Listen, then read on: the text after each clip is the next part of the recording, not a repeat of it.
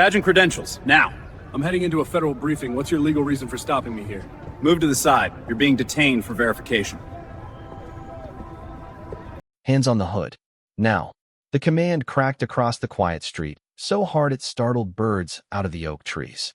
73 days after pinning on a badge, Officer Tyler Vance stood in the middle of Ashburton Lane with one hand on his holster and the other pointed like a weapon, his face flushed with the kind of certainty that had never been tested by consequence.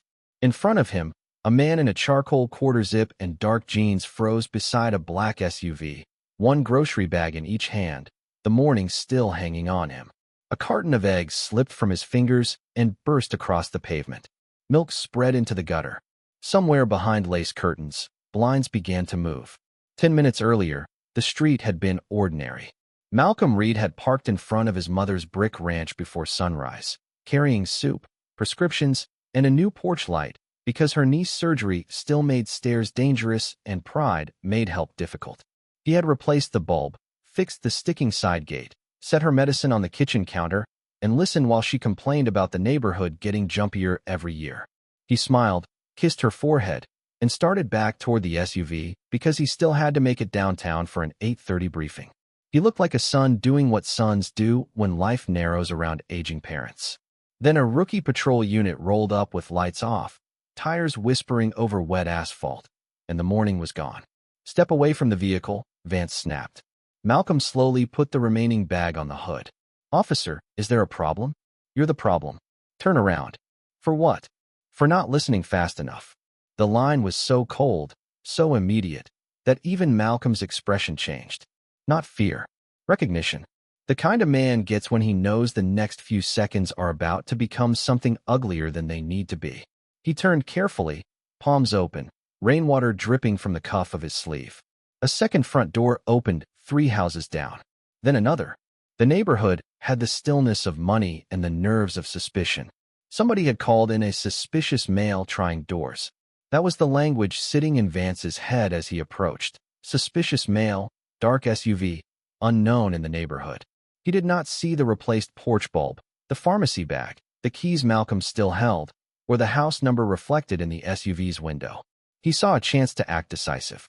He saw a scene where he could be the loudest man in it. My wallet is in my inside pocket, Malcolm said calmly. If you want identification, I'll need to reach for it slowly. You don't reach for anything unless I tell you. I'm telling you where it is so this doesn't turn into something unnecessary.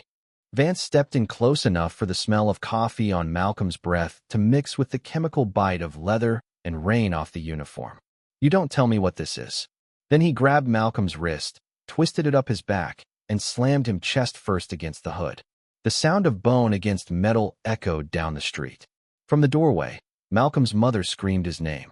Officer, stop. That's my son. Vance didn't look at her.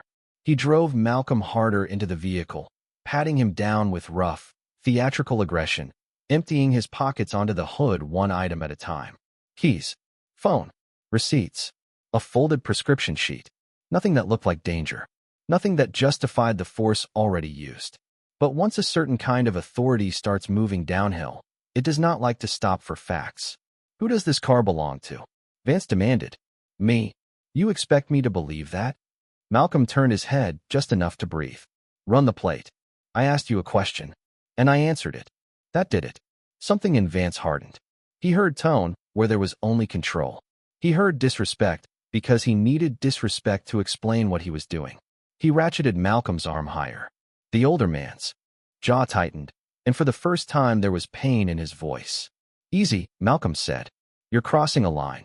No, Vance said. I'm finding out who you really are. The accusation hung there, ridiculous and dangerous all at once. Malcolm's mother had made it halfway down the walk with one hand on the railing, robe flapping in the cold air. He lives here part-time. He was helping me. Please stop manhandling him. Ma'am, back up, Vance barked. Now? If you interfere, I will detain you too. That was the moment the first phone came up. A teenage boy across the street started recording from behind a maple tree. Then a woman in running shoes paused at the corner and lifted her screen. Another neighbor cracked open a Ring app live feed from inside his house. The audience did not arrive all at once. It formed the way truth usually does in these stories, one witness at a time, drawn by the sound of power being used too confidently. Malcolm kept his voice low. "Call your supervisor." Vance leaned close to his ear. "You think because you stay calm, you're in charge. You're not." He yanked open the SUV door and began searching it without consent, without warrant, without probable cause stronger than his own impulse.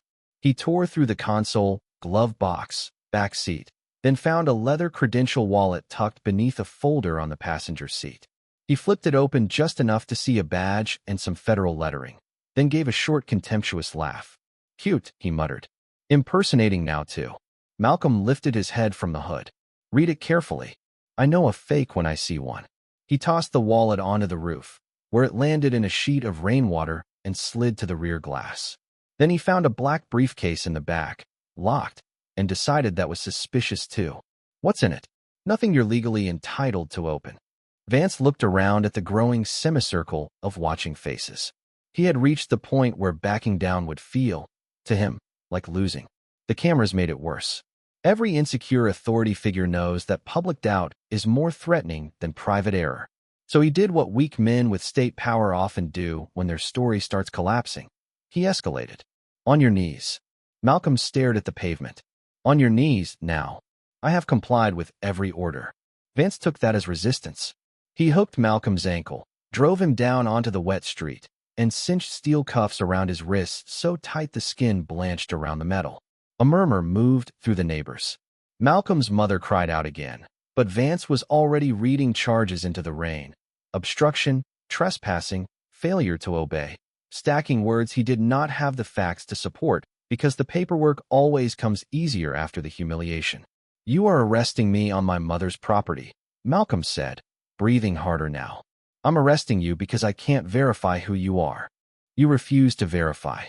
Vance stood over him for a second, chest rising under the vest, then hauled him up and shoved him toward the cruiser. Malcolm stumbled once. The teenage boy recording flinched. Someone in the crowd said, "This is insane." Vance wheeled toward the voice and barked. "Anybody else want to interfere?" The neighborhood went quiet again, but the phones did not lower. Inside the cruiser, Malcolm sat upright despite the cramped angle forced by the cuffs. Rain streaked the partition glass. His phone, still on the hood, buzzed again and again with a tone Vance ignored. Another patrol unit arrived. Then a supervisor's SUV. Sergeant Doug Hollis stepped out, older, heavier, already annoyed by what he expected would be some trivial call that a rookie had blown up for attention. "What have we got?" Vance was breathing too fast when he answered. "Suspicious person, possible trespass, wooden ID, possible impersonation with fake federal credentials." Hollis frowned. "Fake federal?" Vance grabbed the leather wallet off the SUV roof and handed it over. The street seemed to hold its breath. Hollis opened it fully. His face changed in a way that no training can hide. The color drained out first. Then the shoulders dropped. Then his eyes flicked from the credentials to the cruiser, then back again as if the words might somehow rearrange themselves into something survivable. "What did you do?" he asked, very quietly. Vance frowned. "What?" Hollis turned the wallet so the younger officer could see the gold badge, the blue seal, the laminated identification card beneath it. "Malcolm Reed, special agent in charge. The man running FBI field operations across the state. The man scheduled to appear downtown in less than an hour at a closed-door task force briefing on public corruption and law enforcement oversight. The man Vance had just thrown to his knees in front of half the neighborhood. For the first time all morning, Tyler Vance looked small. He walked to the rear door of the cruiser and opened it fast, like speed could reverse what had happened. "Sir, don't call me sir now," Malcolm said. Rain tapped against the roof. Hollis reached for the cuffs. Malcolm stopped him with a look sharp enough to cut through the whole scene. "No," he said. "Leave them on until every camera here is accounted for." The words landed harder than shouting would have. Neighbors leaned in. One of the phones was live streaming now. A woman whispered, "Oh my God." Malcolm turned his head toward Hollis, his voice steady despite the steel biting into his wrists. "You will preserve your body cam footage. You will preserve dispatch audio. You will preserve in-car video. And before anyone says the word misunderstanding, Sergeant, understand this very clearly. Your officer threatened my mother, searched my vehicle without cause, ignored valid identification, and arrested me on property my family has owned for 19 years. Vance started to speak. Hollis cut him off. Malcolm looked at the rookie then, really looked at him, and whatever Vance expected to see, anger, maybe, or pity, wasn't there. There was only the chill of final recognition. A door had closed, and it was not going to reopen. By 9:30, the clip had left the neighborhood and entered the state. It spread first because of the title people gave it. Rookie cop arrests FBI chief in front of his mother. Then it spread because the video was worse than the headline. The burst eggs on the pavement. The old woman on the porch rail. The line about detaining her too. The order to kneel. The laugh when the credentials were found. By lunch, television trucks were outside the department. The police chief tried to control it with a statement about an unfolding encounter and identity confusion. That explanation lasted less than 2 hours. The first crack came from a Ring camera across the street. It showed Malcolm arriving with grocery bags, unlocking the front door with his own key, carrying boxes inside, then replacing the porch light before ever returning to his vehicle. No casing houses, no trying doors, no suspicious behavior at all, just the son helping his mother before work. The second crack came from dispatch. The original 911 caller had not reported a prowler. She had reported a man I don't recognize going in and out of Mrs. Reed's house. Dispatch upgraded it after follow-up questions and assumptions stacked on top of assumptions. By the time it reached Vance, the man was no longer a neighbor's visitor. He was a possible burglar. The third crack broke the whole thing open. Vance's body camera had captured more than his report claimed. It recorded Malcolm identifying the location of his wallet, requesting a supervisor, and warning the officer he was crossing a line. It also captured Vance asking the question that detonated the public mood for good. How does a guy like you own a car like this in a neighborhood like this? There it was. Not confusion, not caution, not officer safety. The real engine under the hood. Then dashcam audio surfaced from after the arrest, while Malcolm sat cuffed in the back seat and Hollis stood outside the car with Vance near the trunk. The rookie, voice low and shaky, asked, "Can we just write it as noncompliance?" Hollis answered with the sentence that would later follow him into retirement papers and legal counsel meetings. "Shut up and don't touch your report." By sundown, the county prosecutor had referred the case to an outside agency. The governor called for a full review. The state attorney general requested all prior use of force complaints involving Vance, Hollis, and the patrol shift supervisor who signed off on the arrest. Federal civil rights attorneys entered the picture before the department could even finish drafting its second statement. What they found in the next 6 days turned one ugly stop into an institutional collapse. Vance was not a bad apple who appeared out of nowhere. In just 73 days, he had already been named in 3 citizen complaints for unlawful vehicle searches and 1 excessive force allegation that had been closed as training-related. His field training evaluations praised his command presence and assertive instincts, while quietly noting he tended to interpret hesitation as defiance. Supervisors had seen it. They had fed it. They had mistaken aggression for readiness because aggression kept their numbers looking proactive.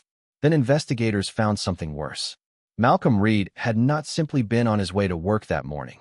For the previous 7 months, he had been overseeing a quiet federal review of repeated civil rights complaints against the same department after 3 sealed settlement payouts and 2 suspiciously incomplete internal affairs files. He was on his way downtown to brief state officials on whether the pattern justified a formal federal intervention. Tyler Vance had not just arrested the wrong man. He had arrested the man already looking into them. That truth changed the scale of everything. The story stopped being about one driveway and became about a culture. Reporters dug into old footage. Former complainants came forward. A tow truck driver described being slammed against a fender for filming a traffic stop. A high school teacher showed scars on his wrist from a detention Hollis had once called minimal force. 2 former officers spoke anonymously about an unofficial expectation to be decisive first, correct later. The department started bleeding credibility in public. Malcolm did not shout through any of it. He did something more devastating. He documented.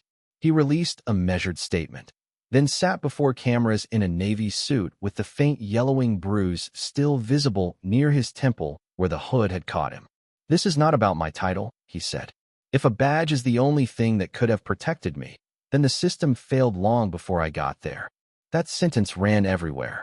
The investigation moved fast because the evidence was too clean to bury. Independent analysts matched timestamps across body cam, ring footage, dash cam, and dispatch logs. They showed the search began before any lawful basis existed. They showed the charges in Vance's arrest report contradicted video in multiple places. They showed Hollis delayed medical evaluation despite visible shoulder injury. They showed a supervisor attempted to classify the incident as detention resolved before learning who Malcolm was. Within 11 days, Tyler Vance was suspended, then terminated before his probationary period was even complete. Within 3 weeks, a state grand jury indicted him on felony false imprisonment, assault under color of law, filing a false report, and official misconduct. When digital forensics confirmed he had manually muted portions of his body cam audio while discussing the report with another officer, an evidence tampering count was added. Hollis lasted longer by exactly 19 days. Then his text surfaced. He had messaged another supervisor after the arrest. "We need to get ahead of this before the feds make an example out of the kid." He was fired, charged with obstruction, and later agreed to a plea deal that stripped his certification and ended any chance of working in law enforcement again. The chief tried to stay above it until county records showed he had personally approved prior complaint closures involving both men. Public hearings followed. The room filled with people who had waited years to be believed. Mothers, contractors, teachers, delivery drivers, a veteran with a cane, each one carrying some version of the same story. They were treated like threats first, citizens never. The chief resigned before the board could force a vote. Then came the federal findings. The Department of Justice announced a formal civil rights pattern and practice investigation. 6 months later, it released a report describing unlawful stops, retaliatory arrests, discriminatory enforcement, missing footage, deficient supervision, and a culture that rewarded domination over legality. The county signed a consent decree. An outside monitor took control of policy compliance. Mandatory body cam retention changed. Probationary training was rebuilt from the ground up. Search approval protocols tightened. Complaint review was removed from the chain of command that had been clearing its own people. The civil case ended in a settlement so large the county had to revise its entire budget. Malcolm Reed's mother sat in the front row the day the agreement was announced. She did not smile. She did not need to. She had watched a young officer threaten to arrest her for defending her own son on her own property. The apology came years too late for innocence, but not too late for record. As for Tyler Vance, the man who had believed a badge turned instinct into law, the ending was public and permanent. The trial lasted 9 days. Jurors saw the eggs on the pavement, the shove to the hood, the knee in the rain, the false report, the muting of the camera, the question about how a man like that owned a car like that in a neighborhood like that. They convicted him on every major count. The judge called his conduct a deliberate abuse of state authority carried out with arrogance and sustained by dishonesty. He was sentenced to prison, barred from serving again, and let out of the courthouse through the same bank of cameras he had once tried to ignore. A year after the arrest, Malcolm returned to Ashburton Lane before dawn. The street was quiet again. The porch light still worked. He carried groceries to his mother's kitchen, set down her medication, and stood for a moment by the same front window where she had watched the worst morning of his life begin. This time there were no sirens, no shouting, no young officer mistaking power for righteousness. Just the soft hum of a refrigerator and the sound of justice having outlasted the men who thought they could outrun it. 73 days on the job was all Tyler Vance ever got. One reckless stop destroyed his career, exposed his department, triggered a federal intervention, and put a felony conviction where his badge number used to be. That is what happens when authority mistakes itself for the law. That is what happens when cameras stay on, witnesses stay steady, and truth gets more time than the lie. And that is what real accountability looks like when it finally arrives. Not quiet, not private, and not reversible. If you believe power should answer to the people, comment justice and subscribe.